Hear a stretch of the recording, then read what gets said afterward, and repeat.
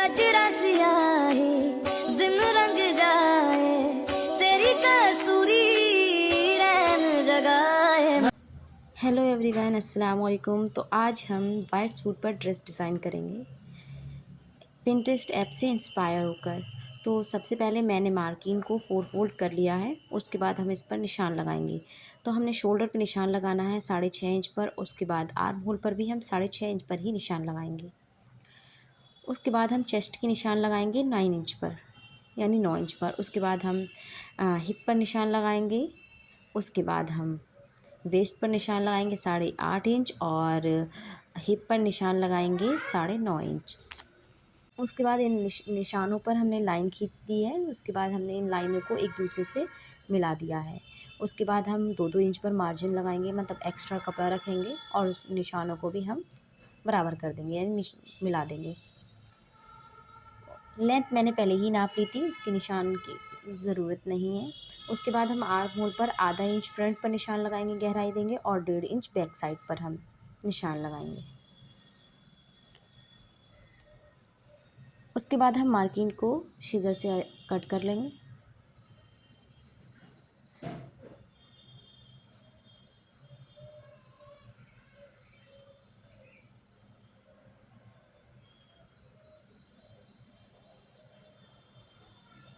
उसके बाद हम हिप पर एक छोटा सा कट लगा देंगे, क्योंकि हमें वहाँ सिलाई लगानी है। और हम अंदर वाले कपड़े को, जो बैक कपड़ा होगा हमारा, उसको अंदर फोल्ड करके जो फ्रंट आर्म होल है उसको, जो हमने गहराई दी थी, उसको हम कट कर लेंगे। हमारी मार्किंग की कटिंग हो गई है। उसके बाद हम इसको फोल्ड कर देंगे। फिर हमने ऑर्गेन्जा लिया है, इसको हमने 4 फोल्ड कर लिया है। अब इस पर हम निशान नहीं लगाएंगे, क्योंकि हमने मार्किंग पर निशान लगा लिए हैं। बस हम उसको इस पर रख देंगे और कट कर देंगे।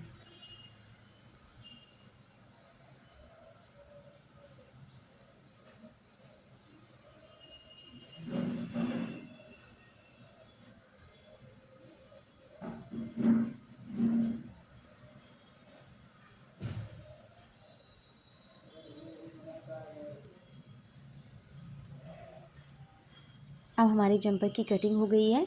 अब हम इसको फोल्ड करके एक तरफ रख देंगे। उसके बाद हम स्लीव को भी 4 फोल्ड कर लिया है। उसके बाद हम इस पर निशान लगाएंगे। मैंने आस्तीनों की लेंथ 22 इंच रखी है। उसके बाद हम इस पर निशान लगाएंगे और हम कैंची से अपनी आस्तीनों को कट कर लेंगे।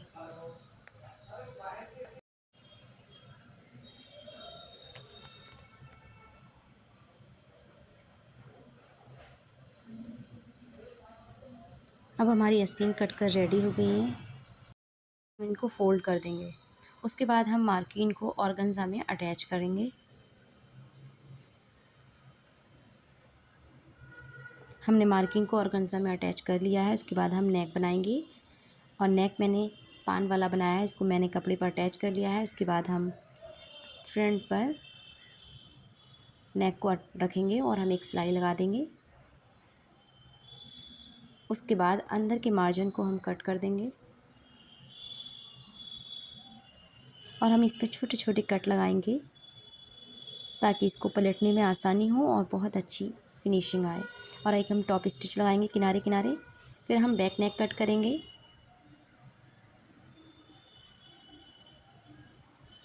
उसके बाद हम एक आड़ी पट्टी को कट कर लेंगे। हम एक बैक नेक पर ये पट्टी लगाएंगे। उसके बाद हम शोल्डर पर निशान लगाकर स्टिच कर लेंगे। और हमने साथ ही तुरपाई भी कर ली है आगे वाले नेक पर और पीछे वाले पर। उसके बाद हम फिटिंग के निशान लगाएंगे। फिर दूसरी साइड को पलटकर इसके ऊपर रखकर उंगलियों की मदद से इस पर भी हल्के निशान आ जाएंगे। उसके बाद हम इस पर डार्क कर देंगे। हमने टॉप बॉटम को तुरपाई कर ली है। उसके बाद हम चाक पर भी तुरपाई कर लेंगे। हमारा जंपर रेडी हो गया है विदाउट आस्तीन। उसके बाद हम ग्लू को लगाएंगे,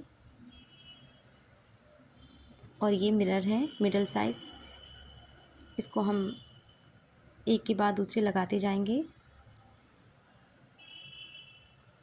इसी तरीके से दूसरी तरफ भी हम इसको ऐसे ही अच्छे से लगा लेंगे। अब हम बॉटम पर B700 ग्लू की एक लाइन ड्रॉ करेंगे। उसके बाद हम इस पर भी मिरर अटैच कर देंगे। हमारी बॉटम की पूरी लाइन कंप्लीट हो चुकी है। उसके बाद हम 2-2 इंच की दूरी पर निशान लगा लेंगे चॉक की मदद से, और हम इस पर ग्लू लगाएंगे। सारी छोटे छोटे निशान लगाए उनके ऊपर ग्लू लगा लेंगे। उसके बाद हम इस पर मिरर अटैच करेंगे और नीचे कोई कपड़ा या कोई सामान रख लें ताकि नीचे वाला जो आपका जंपर का जो नीचे की साइड है वो ना चिपके। हम इसी तरीके से फ्रंट साइड पर मिरर वर्क कर लेंगे।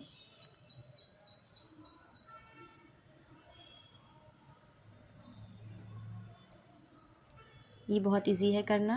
देखिए हमारा विदाउट आस्तीन जंपर रेडी हो चुका है। अब हम आस्तीनों पे भी एक B700 ग्लू की लाइन ड्रॉ करेंगे।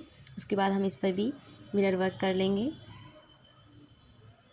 जैसे हमने जंपर पर निशान लगाए थे 2-2 इंच की दूरी पर, ऐसे ही हम आस्तीन पर निशान लगाएंगे।